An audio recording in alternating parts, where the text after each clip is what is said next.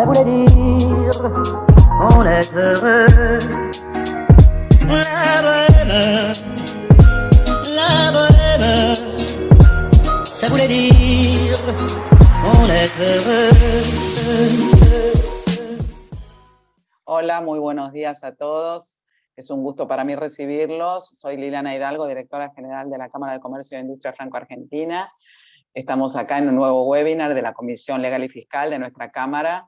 Bueno, antes que nada quiero agradecer a nuestro querido orador Roberto Peña por estar acá con nosotros y al presidente de la comisión, Alejandro Messineo, que luego de una pequeña presentación del orador le voy a pasar la palabra, y a Federico Campolietti.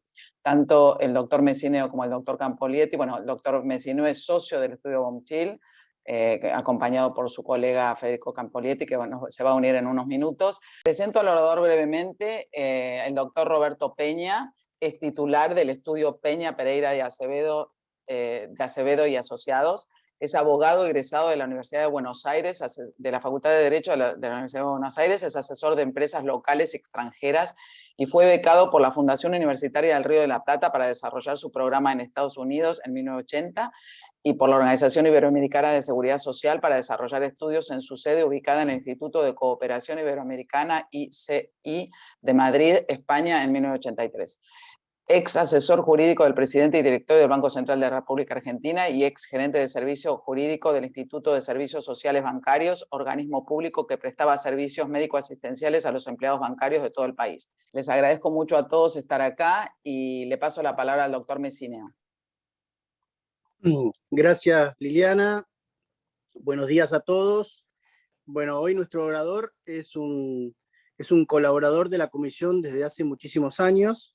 Roberta Peña es abogado especialista en derecho laboral, que nos ha dado siempre una gran mano, una gran colaboración en todo lo atinente a su especialidad, gran especialista de la materia, así que estamos muy contentos nuevamente de tenerlo a Roberto como nuestro orador.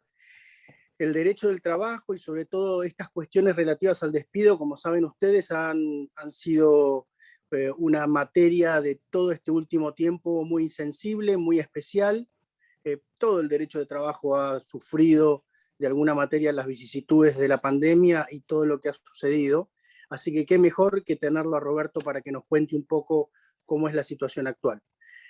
Gracias a todos por concurrir a esta reunión, virtual todavía. Esperemos en poco tiempo retomar nuestras reuniones en la Avenida Córdoba, y bueno, y buenos días a todos, y gracias Roberto nuevamente. Gracias, buenos días. Primeramente, desearles a todos muy buenos días, y gracias por su presencia virtual en este encuentro. Gracias también a Alejandro y a Liliana, que siempre están atentos al devenir de esta Comisión Legal y Fiscal. Gracias a Clarisa, con la cual hemos hecho toda la parte técnica. Y parece mentira, pero estaba leyendo estos días anteriores participaciones que hemos hecho y veo que hay intervenciones del 2007, del 2009. El tiempo pasa, pero lo importante es que tanto la Cámara en general como esta querida Comisión Legal y Fiscal mantienen su ritmo y siempre están avanzando con actividades y al lado del socio de la Chambre, que esto es lo esencial. Bueno, después queremos comentar que este tema de hoy es un tema, yo diría esencialmente técnico. Es un tema de derecho del trabajo puro, y hace a la vida de la empresa. Yo creo que ese puede ser el interés, porque de alguna manera habla de cómo se desarrolla la vida en la empresa, ya sea chica, mediana o grande, no importa, siempre está el material humano y siempre está allí la necesidad de que esto se desarrolle armoniosamente. El propósito, yo diría que dado que es un tema esencialmente técnico, es que hoy lo tratemos de la manera más simple posible para la comprensión de un lego, digamos, para la comprensión de alguien que no es un experto y que básicamente pueda ser bienvenido por todos. Si no cumplimos este propósito, digamos, de hacerlo fácil, desde ya les pido vuestra comprensión, porque obviamente se refiere a normas del derecho del trabajo, a leyes y de alguna manera tiene este sustrato legal. ¿Cómo vamos a hacer hoy? ¿Cuál es un poquito el plan de la charla? Primero vamos a definir el objeto, que es del régimen disciplinario en la empresa. Luego, de dónde se origina o cuál es la causa o el motivo por el cual el empleador puede sancionar. También luego vamos a ver cuáles son lo que se denominan las condiciones o requisitos para la aplicación de sanciones. Más tarde veremos los diferentes tipos de sanciones que hay aceptadas legalmente. Vamos a centrarnos en los diferentes tipos, ver qué es lo que dice la jurisprudencia, ver el despido, analizar el despido y de alguna manera también hacia el final darles algunas recomendaciones o consejos para los responsables de recursos humanos de las empresas a los efectos de tomar decisiones en el ámbito disciplinario. Bueno, ¿qué es o qué se entiende por el régimen, este tipo de régimen en la empresa? Yo diría que es el conjunto de normas de disciplina, tanto generales como particulares, que se aplican y que se van adoptando en el ámbito laboral con vistas a facilitar los objetivos generales de convivencia, armonía y producción.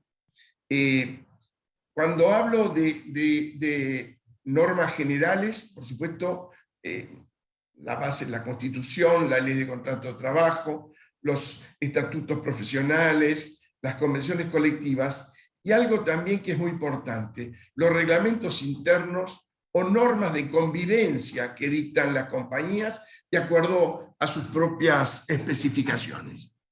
Entonces, no solamente el tema disciplinario se vale de las normas generales, sino que también particular. Yo recuerdo que hace un tiempo atrás, hace unos años, una empresa cliente nos pidió que redactáramos y colaboráramos con la redacción de un reglamento interno. Se denominaron normas de convivencia. Es una empresa que yo diría que es líder en el mercado nacional porque fabrica y comercializa cables eléctricos. Y lo que quería de alguna manera, en principio, cuidarse muy mucho, era lo que se denominaba el robo hormiga.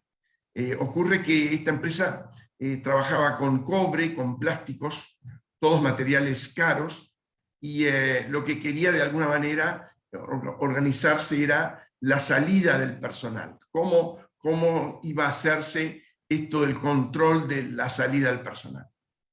Entonces, recuerdo que redactamos normas con la intervención del Servicio de Seguridad de la empresa.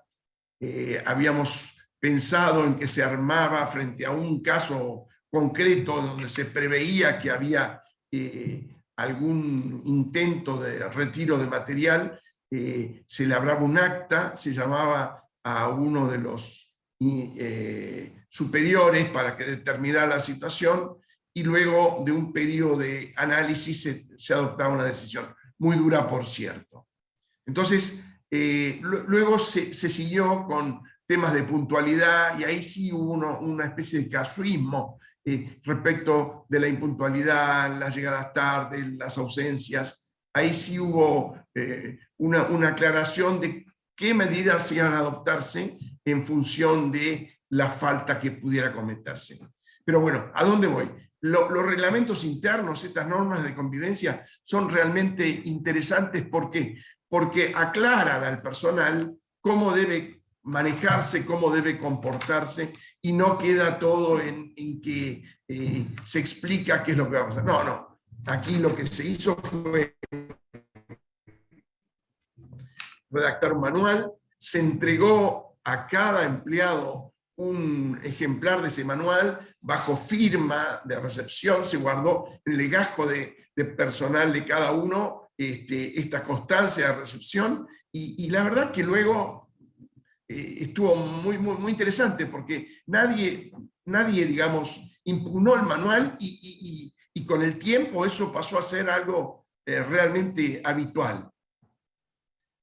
Ahora vamos a ir a los fundamentos o condiciones, los fundamentos legales para aplicar, para que el empleador pueda aplicar sanciones al personal. Este derecho surge específicamente de las normas de organización y dirección que tiene el empleador, y más específicamente el artículo 67, las facultades disciplinarias. El empleador deberá aplicar medidas disciplinarias, podrá aplicar medidas disciplinarias proporcionadas a la falta o incumplimientos demostrados por el trabajador. Dentro de los 30 días corridos de notificada la medida, el trabajador podrá cuestionar su procedencia y el tipo o extensión de la misma, para que se la suprima, sustituya por otra o limite según los casos. Vencido dicho término, se tendrá por consentida la sanción disciplinaria. Aquí está la base, ¿no?, del poder sancionador del empleador.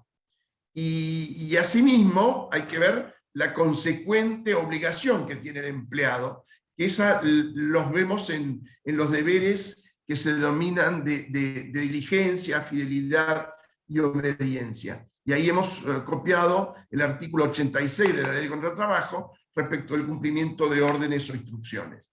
El trabajador deberá observar las órdenes e instrucciones que se le impartan sobre el modo de ejecución del trabajo, ya sea por el empleador o sus representantes. Debe conservar los instrumentos o útiles que se le proveen para la realización del trabajo, sin que asuma responsabilidades por el deterioro o que las mismas sufran derivados del uso. Estas son, yo diría, las bases que fundan este poder sancionador que tiene el empleador. Ahora vamos a pasar a las condiciones que tiene, condiciones o requisitos para la aplicación de sanciones. Primero, hemos pensado en la existencia real de la falta. Esto parece una tontería, pero no, es así, no en empresas de poco personal, pero sí empresas como esta que había hecho referencia, de más de 200 personas. Es fundamental verificar que la conducta del empleado efectivamente contravino una obligación laboral. Y esto hay que hacerlo de manera prolija. Debe armarse una planilla, debe explicitarse qué es lo que ocurrió, para que luego el departamento de personal o el gerente a cargo pueda adoptar esta medida. B, la sanción debe resultar razonable y proporcional al incumplimiento. Es lo que se denomina en diversos autores la justa causa. Nosotros hablamos de razonabilidad. ¿Y qué significa en este caso particular que una sanción sea razonable?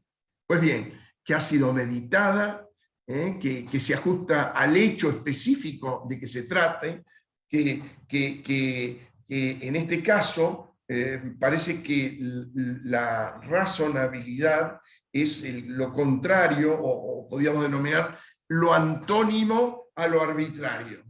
Es lo sensato, diría yo, para el caso determinado. ¿Y qué significa que debe ser proporcional al incumplimiento? Bueno, que esa medida debe ser equilibrada. Es la adecuada sanción para el hecho analizado. La falta y la sanción deben ser coetáneas o contemporáneas. Es el requisito de la proximidad. En este caso, debe haber un vínculo temporal inmediato, diría yo, o lo más próximo posible, entre la falta o el hecho cometido y la sanción. En este caso, podemos decir que muchas veces puede ocurrir que en un primer momento se deje pasar una falta, un incumplimiento, o se perdone, digamos, no, dejémoslo pasar, se comporta bien. Entonces lo que la ley en este caso pretende es evitar que luego, pasado, no sé, 1 o 2 meses, el empleador se acuerde y diga, no, pero vos el mes pasado hiciste esta misma falta, pues ahora también te voy a sancionar por la del mes pasado. No. Si uno consideró que no era aplicable una sanción, o en su caso la dejó pasar luego de una charla, bueno, entonces mal puede retrotraerse la sanción a un mes o 20 días vistas. ¿Por qué? Porque debió haberse adoptado la medida de manera simultánea. Las sanciones deben informarse por escrito. Si bien aquí la norma es la del artículo 218 de la ley, que establece que las suspensiones deben informarse por escrito, nosotros pensamos que también las amonestaciones, ahora veremos los tipos de sanciones, tienen que también ser expresadas por escrito y deben ser redactadas con claridad.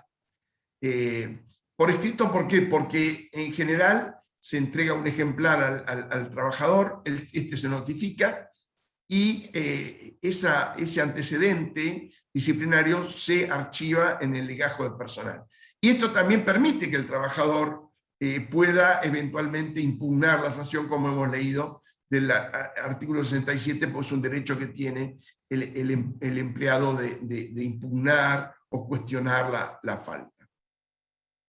Después, algo que es interesante, la sanción impuesta no puede luego agravarse por decisión del empleador. No estamos aquí en el fútbol profesional, digamos, en donde una tarjeta amarilla sacada por el árbitro, luego por intervención del VAR, y frente a la peligrosidad de la acción del rival, puede ser cambiada y modificada, y el árbitro imponer una tarjeta roja y echar del partido al jugador que incumplió. No, aquí no juega este sistema. De la única forma que puede modificarse una sanción notificada es a través de la impugnación que pueda hacer el empleado, y luego el impugnar y el empleador rever la sanción. Es decir, bueno, está bien, en vez de 5 días de suspensión, consideramos que puede ser 2, o modificar, pero siempre en beneficio del empleado, nunca por decisión unilateral de agravar la sanción por parte del empleador. La sanción debe estar aceptada por el ordenamiento legal. ¿Qué significa esto? Que más allá de las sanciones previstas por la ley, el empleador no puede bajo ningún aspecto aplicar multas o disminuirse el salario del trabajador, o por una falta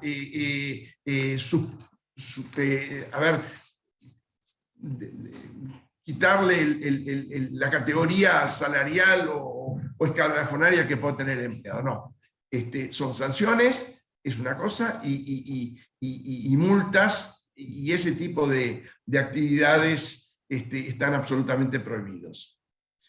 Dijimos que el trabajador tiene derecho a impugnar la sanción, lo puede hacer en el plazo de 30 días, y si no ejercita esta facultad, la ley entiende que se considera consentida la sanción.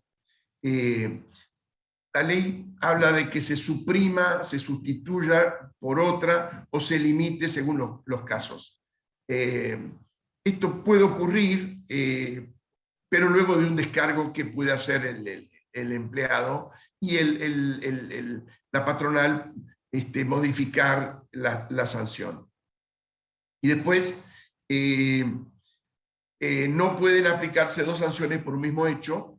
En este caso tenemos del derecho romano, y que se aplica en forma inverterada en el derecho penal, que es non bis in idem. Nadie puede ser juzgado o puede tener una pena por 2 veces por el mismo delito. Y acá ocurre de la misma manera. Nadie puede ser sancionado en 2 oportunidades por el mismo hecho o falta o incumplimiento laboral.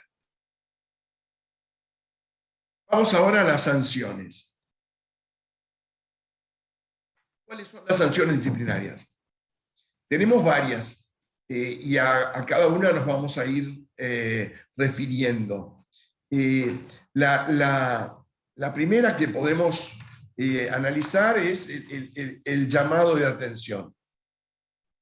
De todas maneras, me parece que antes de pensar en las sanciones, me gustaría hacer dos consideraciones.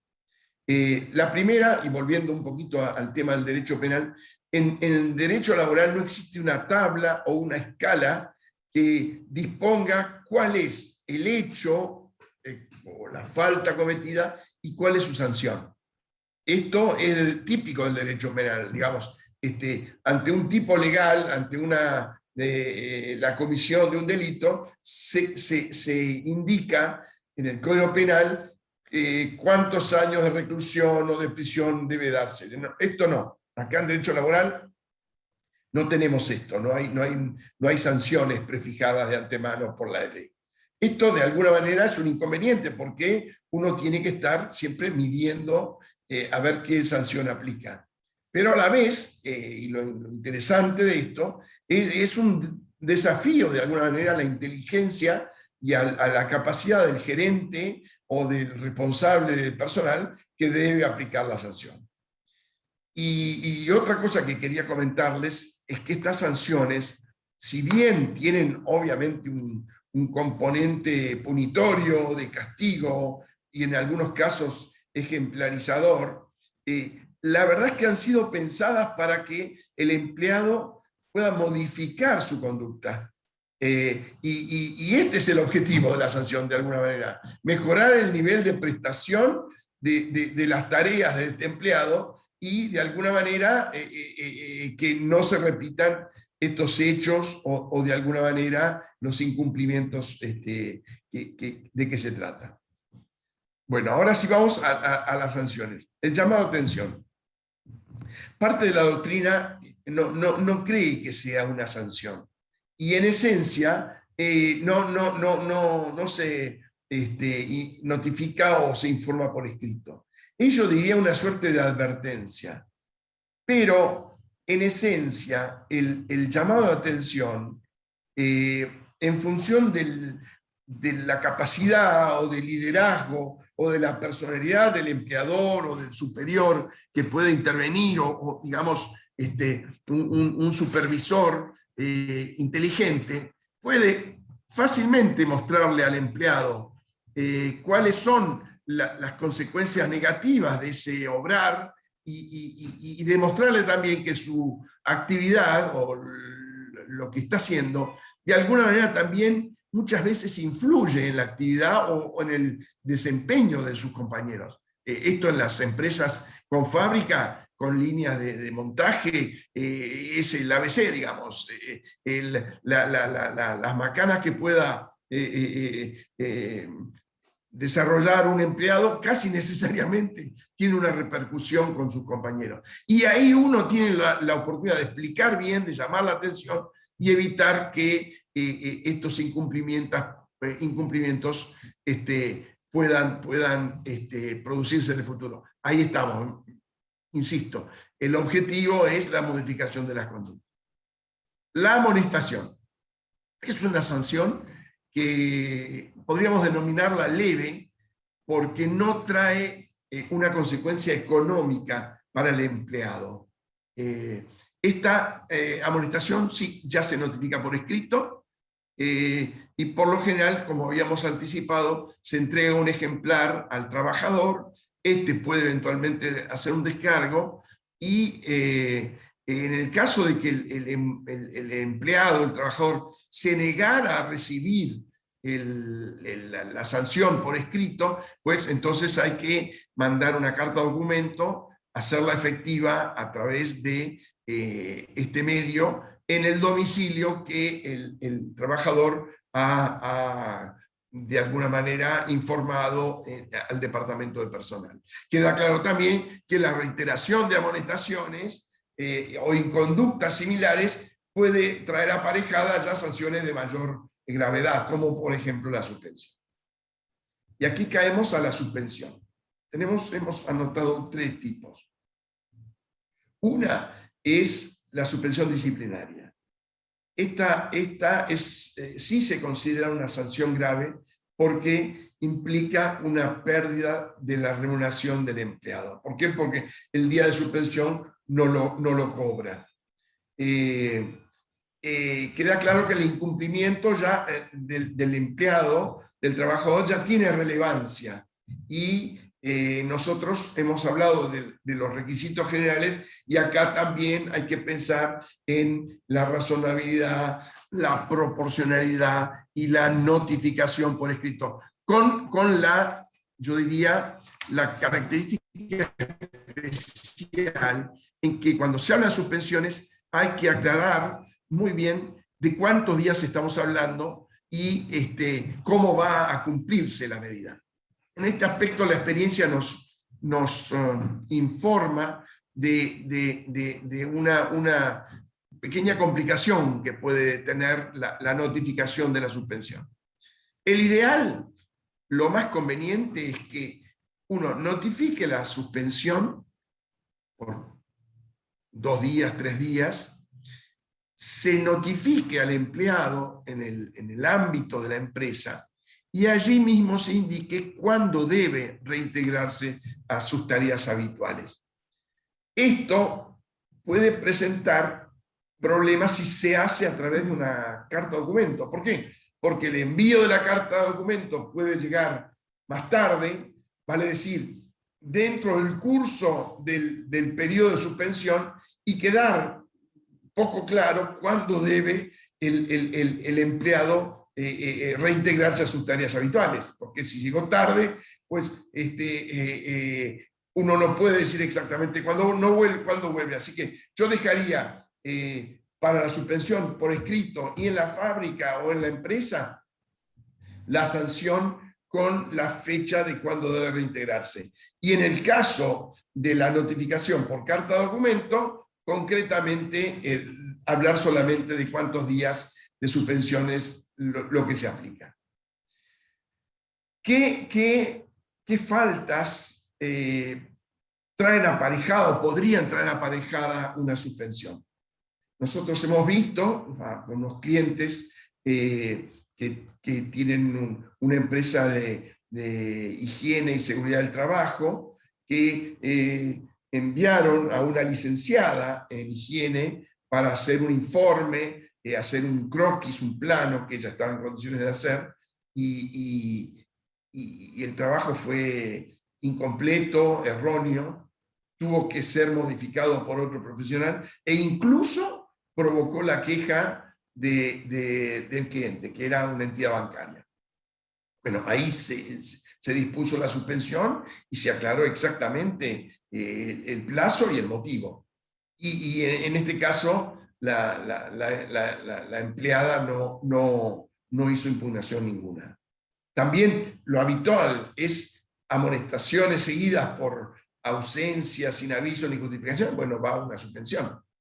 Y hay otros casos en donde la cosa es más litigiosa o más difícil, y es un caso que resolvió la Sala 9 de la Cámara del Trabajo, en el cual una empresa había suspendido por 20 días a un empleado que había tomado un vehículo de la empresa, se había trasladado a la provincia de Corrientes, a Curuzucuatiá, y en el transcurso de ese viaje chocó a un ciclista en la vía pública. Bueno, estos 20 días de suspensión fueron impugnados y el empleado se consideró despedido o injuriado por justa causa, estando en desacuerdo absolutamente con la sanción. En primera instancia, el juez le hizo lugar a la demanda del trabajador hasta que la Cámara puso un poco las cosas en orden y rechazó el despido adoptado por el trabajador y confirmó la suspensión por 20 días que había resuelto la patronal. Bueno, ven cómo todas estas sanciones luego pueden ser impugnadas ante la administración, vale decir, al Ministerio de Trabajo, o sobre todo en la justicia. Y hay otra cuestión que podríamos decir, es que los sucesivos incumplimientos a través de amonestaciones o suspensiones del trabajador obviamente van agravando la situación. Y es bueno, es aconsejable informar cuando se notifica una medida, hacer alusión a que la continuidad de los incumplimientos van a provocar la adopción de medidas de mayor gravedad o envergadura. Es un aviso que va haciendo. Vamos a la suspensión precautoria, que no es en sí misma una sanción. Por eso lo pusimos en amarillo. Esta medida no está aceptada, no surge de la Ley de Contrato de Trabajo, pero sí está vivamente aceptada por la doctrina y por los fallos judiciales. Esta circunstancia se produce cuando un hecho que no está claro debe ser investigado por la empresa. Y puede ocurrir que la presencia del empleado que está involucrado en esta averiguación puede producir o puede influir por su puesto, por su categoría o por la dependencia en donde él se desarrolla, puede de alguna manera influir en una investigación o en un sumario interno que pueda llevarse a cabo. Pueden haber casos de auditoría si se trata de dinero, y entonces, en este caso, se lo suspende precautoriamente al empleado, y una vez que se produce esta averiguación o este sumario interno, esta investigación, en función del resultado del mismo, si se trata de que no hay reproche alguno para el empleado, pues se le pagan los salarios caídos, y se deja en el legajo del personal una aclaración de qué es lo que ocurrió y que no ha habido sanción ninguna respecto de él. Y en todo caso, si ha habido una culpa, un reproche del trabajador, entonces allí, si se trata de una sanción de suspensión, la misma se va a compensar con los días de suspensión que ha estado de manera precautoria. Puede ocurrir también que se disponga un despido, dada la gravedad de la falta cometida. Bueno, en este caso no se paga ni la suspensión precautoria ni la indemnización por despido, porque se considera que es por justa causa. Ocurre también que por lo que se está investigando, el empleado, el trabajador, pueda considerarse injuriado y a su vez despedido, se denomina el despido indirecto, pero bueno, estas son todas cuestiones que luego se ventilan ante la justicia. Lo que sí, siguiendo los consejos previos, hay que hacerlo esto todo bien documentado, y es evidente que el empleador tiene la facultad de suspender precautoriamente al empleado, porque no le está reprochando nada, sino que le está diciendo, mire, mientras dure esta investigación, nosotros vamos a pedirle que no se presente a trabajar para poder investigar con toda facilidad. Vamos ahora a la suspensión preventiva. Aquí tenemos 3 casos de suspensiones preventivas. Están previstas estas suspensiones en la ley, artículo 224 de la Ley de Contrato de Trabajo. El primer caso, el primer supuesto, es cuando el empleador, la empresa, realiza una denuncia penal o promueve una querella contra un empleado. Se trata de un presunto hecho delictivo que ha ocurrido en dependencias de la empresa, y aquí se realiza una notificación de la suspensión Pero acá no se puede establecer el plazo. ¿Por qué? Porque puede ocurrir que el empleado ha quedado detenido por el hecho que se está investigando. Entonces, si luego de la investigación penal se determina lo que se llama el sobreseimiento, ya sea provisorio o definitivo, el empleado tiene que reintegrarlo, reincorporarlo y pagarle la totalidad de los salarios caídos. Ahora también puede ocurrir que el empleado sea condenado en sede penal. Bueno, allí el empleador no tendrá que pagarle salarios caídos, ni tampoco si se adopta la decisión del despido, porque ha sido por justa causa. Esto resulta importante. El segundo supuesto, el segundo caso, llamemos, es de suspensión preventiva, es cuando la denuncia criminal la formula un tercero, o por ejemplo, puede promoverse una causa penal de oficio. ¿Qué significa de oficio? Cuando es la autoridad, ya sea policial o judicial, la que inicia el proceso penal. No sé, estoy pensando en una riña, en un hecho delictivo en la calle.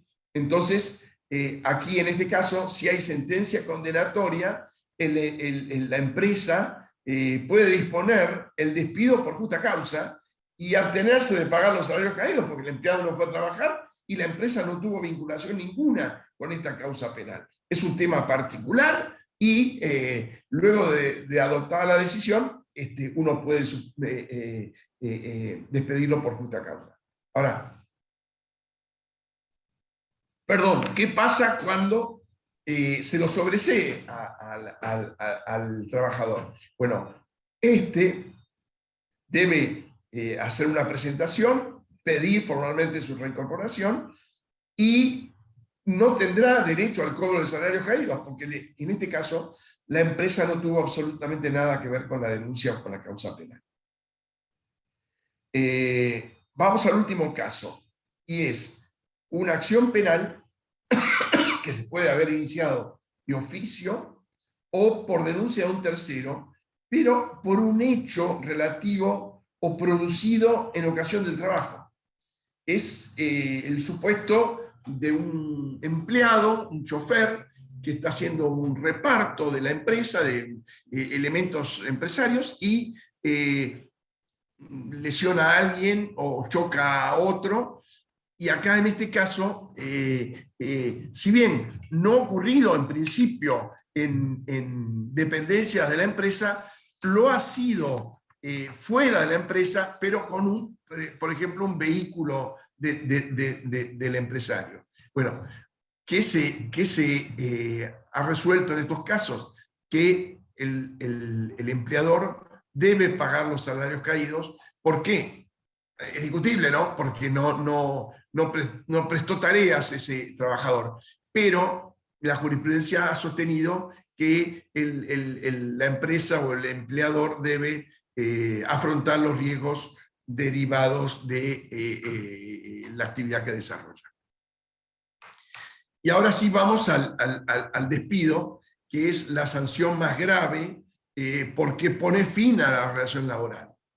En este caso, vamos a ver que la ley habla del despido por justa causa y alude a que a una de las partes podrá hacer denuncia del contrato de trabajo en caso de inobservancia por parte de la otra de las obligaciones resultantes del mismo, que configuren injuria y que por su gravedad no consienta la prosecución de la relación.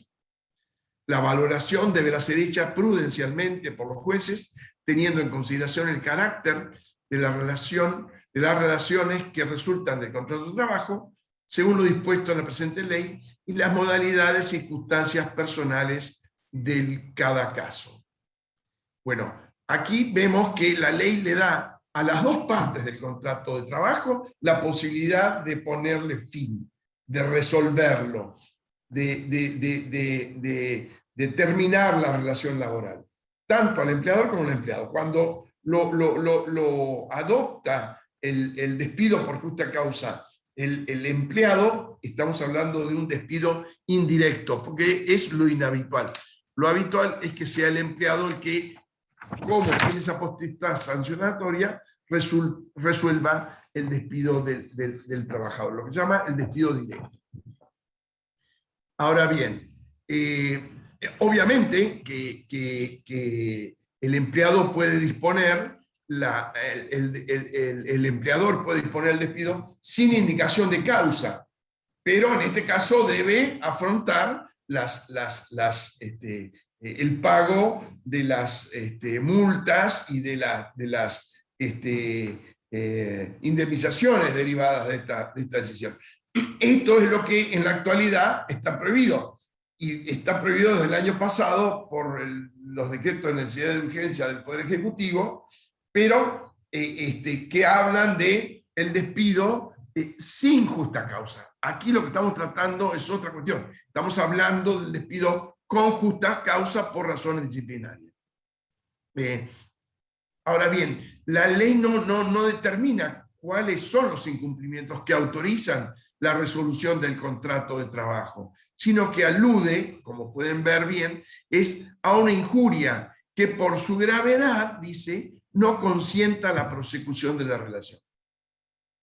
Entonces, es importante que veamos que en este íter o camino del latín, se van tomando decisiones o sanciones que pueden ir aumentando de gravedad hasta llegar al despido por justa causa. Y también hay que señalar que puede ocurrir que un solo hecho, por la gravedad y por el carácter que tiene respecto del empleador, puede provocar un despido por justa causa. Es decir, no es necesario recorrer el íter completo, no. En general se da así, se va dando por amonestaciones, suspensiones, hasta llegar al despido. Pero puede ocurrir, como les decía, que un solo hecho, por su gravedad, pueda de alguna manera provocar el despido por justa causa. Otro tema importante es lo que debe decir la comunicación y cómo esta comunicación no puede luego ser modificada, tanto para el empleado como para el empleador o la empresa. El despido por justa causa dispuesto por el empleador, como la denuncia del contrato de trabajo fundada en justa causa que hiciera el trabajador, deberán comunicarse por escrito con expresión suficiente clara de los motivos en que se funda la ruptura del contrato. Ante la demanda que promoviera la parte interesada, no se admitirá la modificación de la causal del despido consignada en las comunicaciones antes referidas. Esta condición legal es sustancial para preparar un buen despido o una buena comunicación del despido, porque justamente será lo que se indique en el despacho resolutorio, en la carta documento, lo que luego se va a juzgar. Y esto es esencial, porque después no podemos cambiar. Porque además usted había hecho esto. No, señor. Debe tener la gravedad sustancial para provocar el despido, sin que luego podamos cambiar y decir, no, y también pasó esto. No. De allí la importancia que tiene esta comunicación del despido. Vamos a algunos ejemplos. ¿Qué es lo que ha dicho la jurisprudencia respecto de casos de despido por justa causa? ¿Cuándo ha sido aceptada esta justa causa? Entonces, este es un fallo. Vamos a leerlo rápidamente para no aburrirlos, pero para que ustedes vean, lo tomé específicamente porque acá la propia Sala 2 de la Cámara del Trabajo habla de las condiciones o requisitos del despido. De la redacción del texto surge que el despido decidido por el empleador se fundó en una falta gravísima, diferente a las efectuadas con anterioridad, denunciando el hecho nuevo y posterior a las causales de las suspensiones antepuestas. Observó proporcionalidad ante la falta y la sanción última del despido puesto que el acto de agresividad física y faltas de respeto que habría efectuado el actor se tradujeron en una injuria de gravedad tal para sustentar el despido causado. De igual manera, mantuvo el requisito de contemporaneidad u oportunidad, puesto que la redacción de la parte afectada por la injuria, la reacción de la parte afectada por la injuria y el momento de su producción existió en una proximidad temporal adecuada.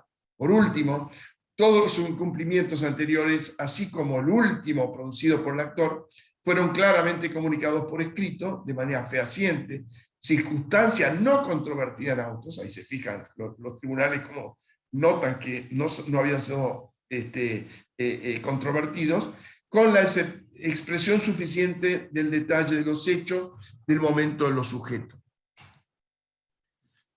En consecuencia, a ver, vemos cómo se trata, obviamente, yo leí los hechos, en este caso, perdón, y era un empleado que fue llamado al departamento de personal, donde previamente se lo había suspendido, y luego se le iba a adoptar una medida más seria. El hombre se enojó, insultó, y hasta incluso le pegó a una superior jerárquica, que era quien le iba a dar la noticia. Bueno, eso dio lugar al despido. Ahí funcionaron absolutamente todos los requisitos o condiciones. Veamos uno más y pasamos a otros para que ustedes vean cuando la justicia, en este caso sí lo acepta, cuando la justicia no acepta el despido por justa causa. Constituye falta disciplinaria grave que por sí sola justifica el despido el haber insultado y amenazado el trabajador al superior jerárquico a cuyo pedido se le había aplicado una sanción, aun cuando tal agresión ocurriera en las inmediaciones de la entrada al establecimiento al comienzo de la jornada de unos 2 días en los que estaba suspendido y en presencia del personal que en estos momentos ingresaba al trabajo. Hay otro caso de embriaguez habitual. Aquí incluso la empresa había tratado de colaborar para que este hombre se repusiera, pero luego, por el caso de embriaguez y del peligro que dentro de una empresa, o utilizando maquinaria, puede tener para él mismo y para sus compañeros, se decidió luego el despido. Esto ha sido aceptado por la justicia. Veamos algunos casos en donde la justicia no aceptó estos despidos. Vamos a un caso de la sala 2. Estoy con fallo de la sala 2. La respuesta descortés dada a un gerente constituye una falta de respeto hacia un superior.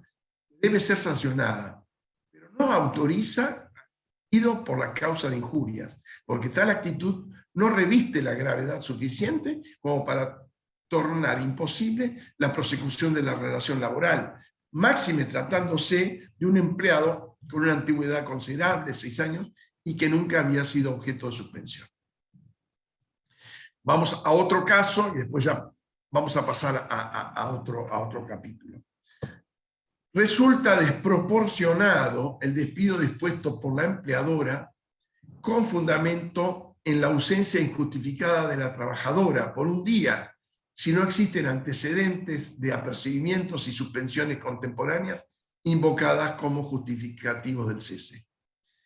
Y asimismo, a ver, las impuntualidades aisladas respecto de las cuales nunca se adoptaron suspensiones como modo de graduar el ejercicio del poder disciplinario son insuficientes para justificar. Pues, bueno, hay varios fallos, pero lo que me gustaba, o lo que quería yo mostrarles es cómo en algunos casos, y dada la gravedad, sí se adopta la decisión de considerar válido o se estima el despido por justa causa, y cuando, por los motivos que se indican, no se acepta. El último fallo que copié no es en sí una una falta disciplinaria, pero lo copié para que vean cómo la justicia está atenta a los cambios que se produzcan. En este caso se denomina el ius variandi, vale decir, el derecho de modificar las condiciones de trabajo. Acá se procedió a rebajar el salario básico del trabajador. Si bien se le aceptaban comisiones, la justicia hizo lugar al despido indirecto del empleado por considerar que había una alteración ilegal de las condiciones laborales. Bueno, vamos ahora a dar algunos consejos o recomendaciones, si ustedes quieren, para empleadores y más específicamente para los responsables de los departamentos de personal. Primero, mantener en orden y actualizado el legajo de personal e ir adoptando las medidas disciplinarias de forma proporcional. Los antecedentes de cada empleado son esenciales para tomar las medidas disciplinarias adecuadas. En empresas más chicas, lo que uno ve es que el empleador o el gerente se enoja un día y dice, yo no soporto más, resuelve el despido. Y eso después se paga en justicia. Por eso, este consejo de mantener en orden y actualizado el legajo e ir viendo los antecedentes es fundamental cuando estamos hablando del poder sancionador. Lo que les había dicho al comienzo, proyectar la redacción de un reglamento interno o reglas de convivencia de acuerdo a las características de la empresa. Esto ayuda mucho porque le da las pautas al empleado de cómo debe desarrollarse dentro de la empresa. Antes de adoptar una sanción, ofrecer la posibilidad del empleado para realizar un descargo, una declaración sobre el hecho que se le atribuye. Esta solución ayuda a graduar la sanción. Yo recuerdo que me ha pasado de hablar con los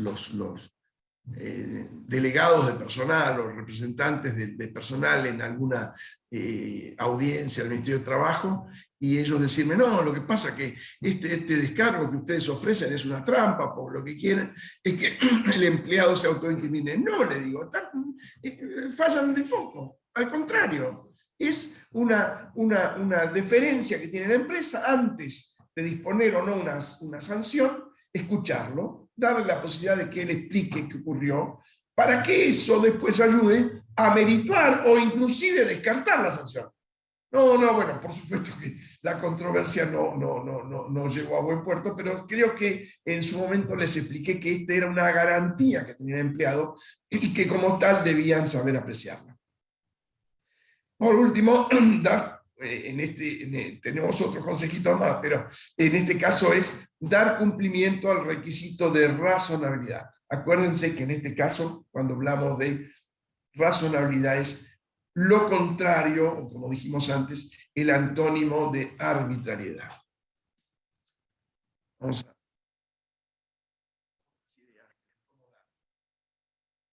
Reconocer en todo momento el debido respeto al empleado, evitándose el abuso de la facultad sancionatoria y aplicándose el principio de la buena fe laboral. Principio rector en las relaciones laborales. Otra, esto es increíble. Antes de adoptar una medida disciplinaria, analizar si el hecho que provocó podrá ser probado, podrá ser acreditado. Y tengo un ejemplo que nos comentaron, nos informaron, para que ustedes vean que esto que parece una tontería es sustancial, es importante. Ocurrió en una empresa que un agente comercial estaba harto del maltrato que le dispensaba el gerente. Pues bien, ocurrió que el empleado habló con el gerente y yo creo que lo insultó. Lo insultó, se acordó de la madre, de la familia, fue muy duro. Esto me lo contaron después otros colegas. Y el gerente ahí mismo se paró, retírese, y lo echó por falta grave de respeto al superior. Obviamente después vino un juicio, Y la empresa perdió el juicio y tuvo que pagar las indemnizaciones de ley porque no pudo acreditarse cuál había sido la falta de respeto, ni pudo acreditarse que lo había insultado. Y el hecho había ocurrido, pero ahí también la empresa debe, antes de adoptar la decisión, saber si va a poder probar ese hecho que está atribuyendo al empleado. Cuando se adoptan sanciones de gravedad y ante eventuales futuras complicaciones probatorias en un proceso judicial, resulta útil que previamente los intervinientes en los hechos emitan informes a la Gerencia General o al Departamento de Personal sobre lo sucedido, archivándose copia de los mismos en el legajo de personal. Puede ocurrir un incidente y cuando uno adopta una sanción, un despido, por ejemplo, no tiene por ahí no puede o debería tener el concepto de qué va a ocurrir 3 o 4 años después, cuando los intervinientes en el hecho vayan ante un juez a declarar sobre ese hecho. Muchas veces ocurre que los participantes no están más en la empresa. Hay un gran dinamismo actual en las compañías. Entonces, ¿cuál es el consejo? ¿Cuál es la recomendación que podemos darle? Armar informes, preparar informes que se archiven de lo que ocurrió. Y si después esté en la empresa o no el participante, uno lo muestra en sede judicial, pregunta, ¿este informe es suyo? Y eso no solamente hace que él acepte que es de su puño y letra, sino que el declarante recuerde con toda claridad qué es lo que ocurrió, porque es el detalle que hizo en oportunidad de realizar el informe a persona. Y por último, en caso de dudas, debe optarse por una sanción menor. Debe evitarse el despido y de tal manera mantenerse en la relación de trabajo, que es uno de las condiciones o requisitos de la ley laboral. La vocación de futuridad, que esto se mantenga. Ahora, alguien podrá preguntarse o cuestionar estas recomendaciones que hacemos, que son fruto de la experiencia de muchos años en la vida empresaria, que estos consejos pueden ser en favor de los empleados y no en beneficio de la empresa.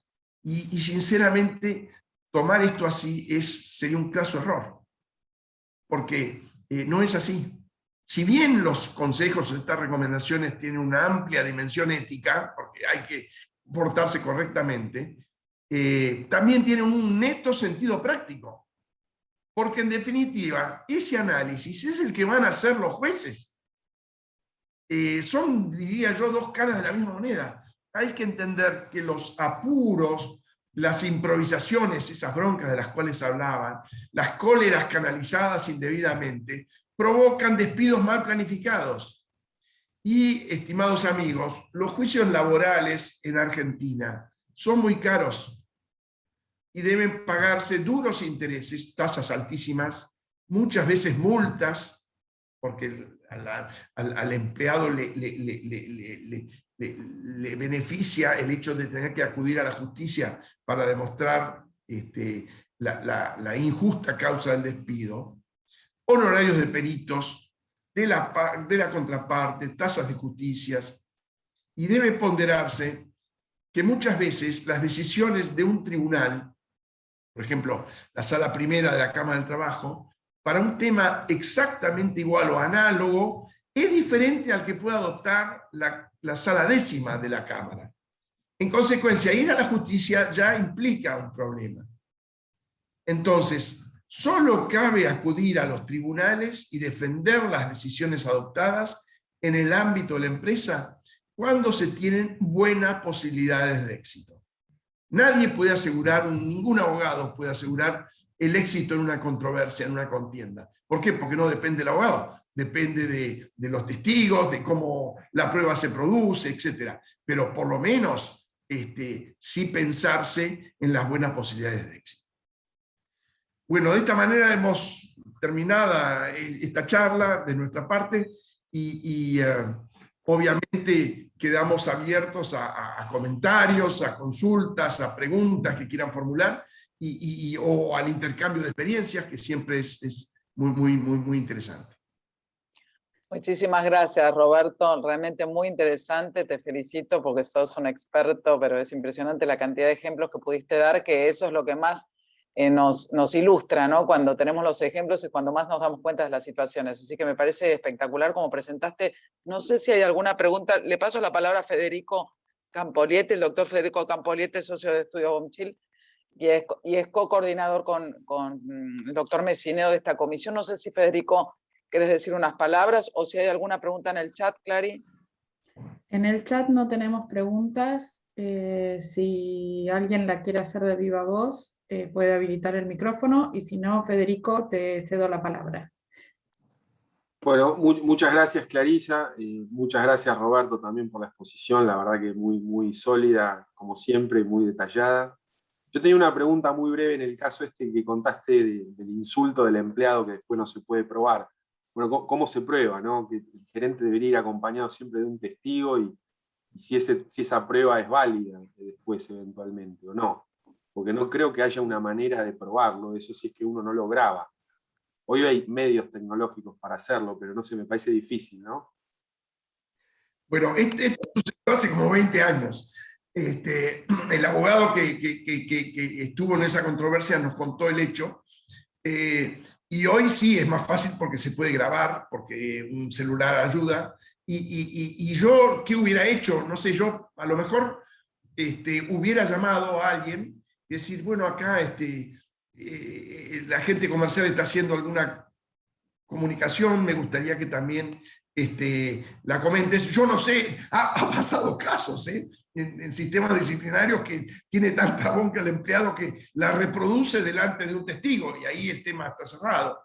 Pero si no lo hace, si es lo suficientemente frío para cortar el insulto, y yo diría buscar otra oportunidad, o ya queda claro que lo que pretende ese empleado es no seguir en la empresa. Y entonces, como el tiempo siempre de alguna manera juega en favor de la empresa, tener muy en claro esto, pero no me pareció oportuno el despido en esas condiciones porque le salió carísimo a la empresa. Claro. Bueno, muchas gracias. No sé si hay alguna otra pregunta que alguien quiera formular. Deshabilita el micrófono. Estamos un poco pasados de la hora. Si hay alguna pregunta más, la escuchamos. Hola, ¿qué tal? Buenos días. Yo tengo una preguntita. Gracias por la exposición, coincido que fue clarificadora. En el caso de la suspensión precautoria, cuando hay que hacer una investigación, un proceso, un sumario interno, etc., ¿cuáles son los plazos razonables de duración de esa investigación? Porque muchas veces pasan organizaciones complejas donde hay que recurrir a distintas unidades o distintas dependencias, que esos procesos se demoran. Entonces, al no estar tipificado en la norma cuál puede ser el proceso de duración, ¿cuál es lo razonable? A ver, cuando la empresa dispone la suspensión precautoria, debe arbitrar los medios necesarios, el personal especializado, para que esto se resuelva rápidamente. Yo pienso en un plazo de 5 días, no más de 10 días, salvo que por las características especiales del caso, que tenga que pedirse, por ejemplo, qué sé yo, seguimiento de dinero a una entidad bancaria, lo que fuera, pero razonablemente, en un plazo de 5 o 10 días, esta investigación, este sumario interno debe terminar. Porque, insisto, ya de movida la empresa tiene que arbitrar los medios para aclarar rápidamente este asunto, sabiendo que la continuidad de esta suspensión precautoria, como no se le están pagando remuneraciones, podría provocar la injuria del trabajador y a su vez él considerarse despedido de manera indirecta.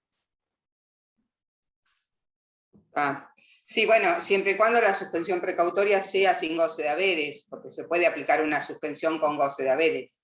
Sí, en general es sin goce de haberes, porque estamos, estamos estudiando un caso. Después puede sí, es lo que yo decía, hay que pagarle absolutamente todo, depende del reproche o no que vaya a hacérsele. Si se lo considera culpable, ahí directamente no se le pagan los días de suspensión precautoria, y menos aún si se lo despide. Gracias. Muchísimas gracias, Roberto. No sé si hay alguna otra pregunta, si no ya íbamos cerrando, estamos un poquito pasaditos de la hora, pero es por el tema interesante, vasto que es, porque es un tema larguísimo y lo presentaste muy bien, Robert. Así que no sé, Gracias. Federico, si tenés Sí. otro comentario. No, yo simplemente agradecerle a Roberto por la exposición, agradecerle también a los asistentes, que la verdad que ha sido masiva la concurrencia, obviamente por razones lógicas que Roberto exponía, y el tema también es muy interesante, así que nada más, agradecer también a Clarisa, a vos, Liliana, y bueno, hasta la próxima. Buenísimo, Federico. Robert, te dejo la palabra si querés saludar al auditorio antes de mi saludo final.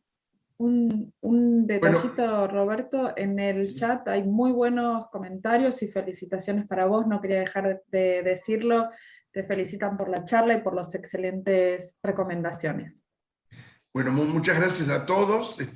Esperamos haber cumplido el propósito de hacerlo fácil, de hacerlo no muy complejo, y por supuesto a disposición de la Cámara y de sus socios para cuando ustedes quieran. Nuevamente, muchas gracias a todos. Muchísimas gracias, Roberto, y no quiero dejar de decir que sos uno de los más antiguos socios, fiel de la Cámara siempre, y que nos ayudan un montón con todo lo que vi que estaba conectado también Martín, tu equipo, con todo lo de la IGJ, así que les agradecemos un montón al estudio Peña Pereira de Acevedo, porque la verdad que nos ayudan, son un aliado incondicional de nuestra Cámara, así que 1.000.000 de gracias. Gracias a ustedes. Bueno, hasta la próxima y gracias a todos los participantes. Un beso y nos vemos. Gracias. Chao. Chao, hasta luego. Chao, chao.